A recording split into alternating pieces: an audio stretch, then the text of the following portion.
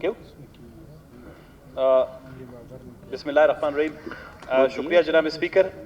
मैं वैसे तो जब से ये इजलास शुरू हुआ है इस बात का आपको अंदाज़ा है कि बलूचिस्तान में जो एक ईजानी कैफियत है, एक बेताबी है, वो बलूचिस्तान में तरक्याती अमल में जमूद के हवाले से है, जिसका एक बराह रास्त ताल्लुक़ PSDP के साथ है, पब्लिक सेक्टर डेवलपमेंट प्लान के साथ है। मैं पिछले इजलास में नहीं था, मोहतरम वज़ीर आला साहब कायदे ऐवान हैं, उन्होंने पिछली दफ़ा यहाँ पे एक तकरीर की और उन्होंने ये फरमाया कि पब्लिक सेक्टर डेवलपमेंट प्लान का बलूचिस्तान के गुर्बत से, बलूचिस्तान की बेरोज़गारी से, बलूचिस्तान के स्कूलों से कोई ताल्लुक़ नहीं है। हमने उस वक्त भी कहा था और मैं दोबारा ये बात दोहराना चाहूँगा रिकॉर्ड के लिए ताकि दुरुस्तगी हो। बलूचिस्तान की सारी जो इकॉनमी है, वो जो सारी बलूचिस्तान की मईशत है, उसका जो पहिया है वो दरअसल क्यों पब्लिक सेक्टर डेवलपमेंट प्लान पे चलता है।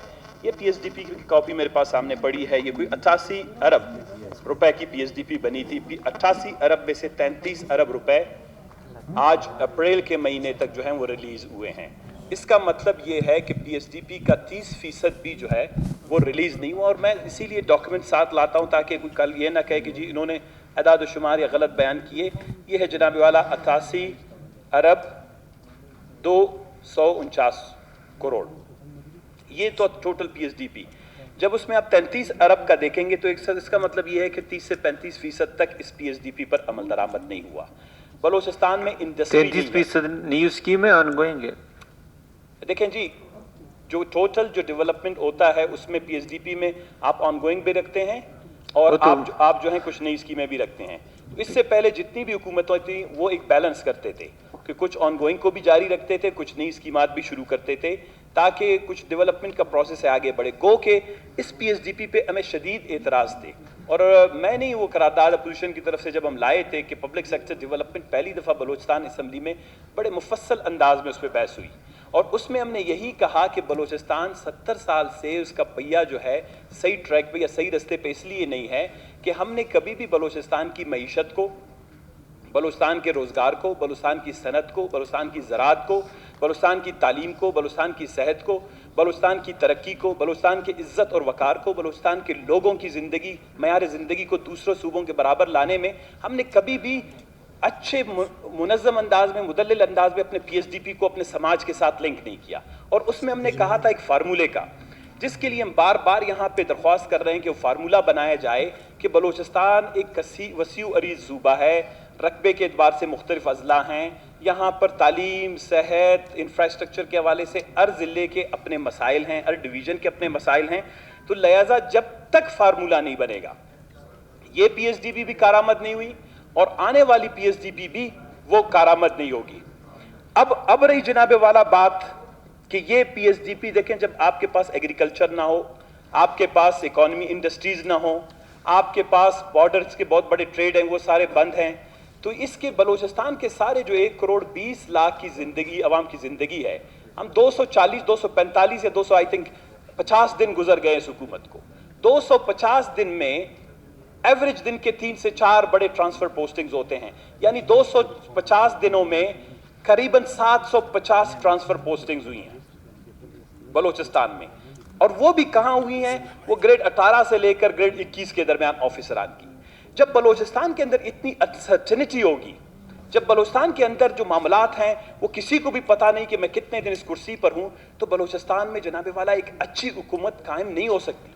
हमारी किसी के साथ दुश्मनी नहीं, किसी के साथ ज्यादती नहीं। हम इस सूबे को एक मिसाली सूबा बनाना चाहते हैं और मिसाली सूबा तब बन सकता है जब पोस्टिंग, ट्रांसफर, ये एडमिनिस्ट्रेशन का एक अमल होता है, इसको कहते हैं एडमिनिस्ट्रेटिव गवर्नेंस, और एक होता है इकोनॉमिक्स गवर्नेंस जिसको कहते हैं माशी हुक्मरानी, एक को कहते हैं इंतजामी हुक्मरानी।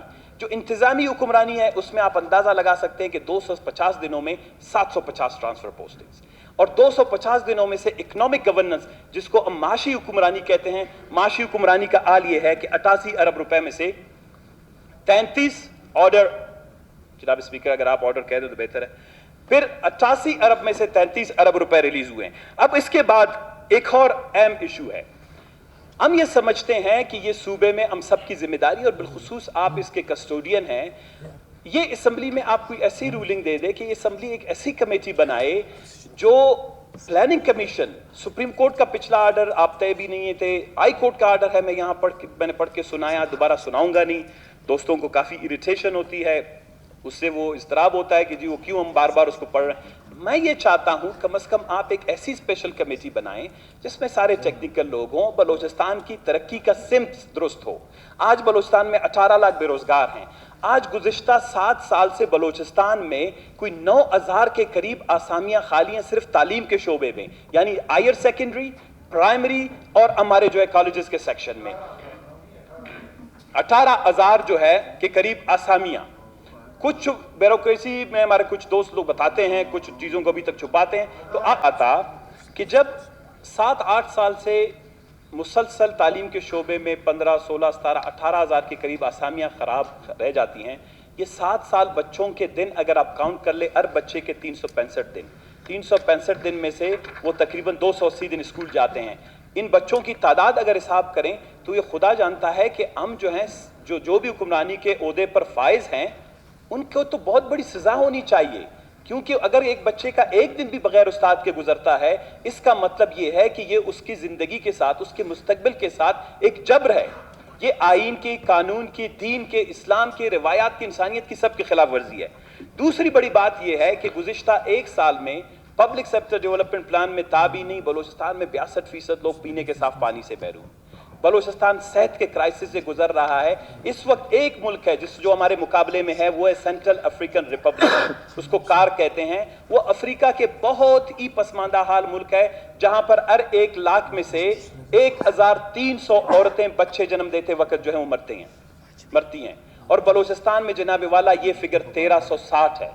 हम उससे भी एक गुना आगे। दुनिया में और कोई मुल्क नहीं रहा बलूचिस्तान का मैटरनल मोर्टेलिटी रेट जिसको कहते हैं, जच्चा और बचगी के जो अमल के दौरान अमवात हैं। और दूसरी बात ये कि आप पानी के हवाले से देख रहे हैं, बागनाड़ी के दोस्त वहां से मजबूर होकर आए। मैं आज हरान से आ रहा हूँ। खुदा जानता है जिस घर में जाते हैं लोग हमसे रोटी नहीं मांगते। अब तो लोगों ने रोजगार मांगना छोड़ दिया, उनको पता है हुकूमत रोजगार नहीं दे सकती।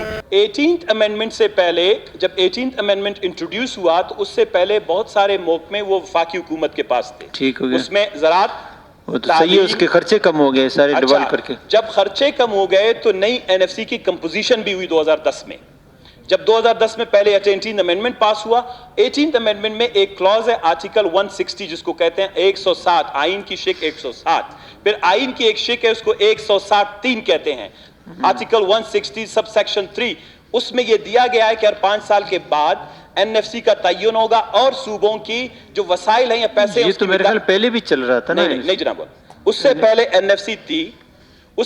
एनएफसी थी, लेकिन उससे पहले एनएफसी में यह लिखा हुआ था कि उसकी कंपोजिशन जो है वो उसका जो हिस्सा डिवीजन, उसकी तकसीम, वसाइल की तकसीम, उसमें फेडरेशन को, वफाक को 80% मिलते थे, 20% सूबों को।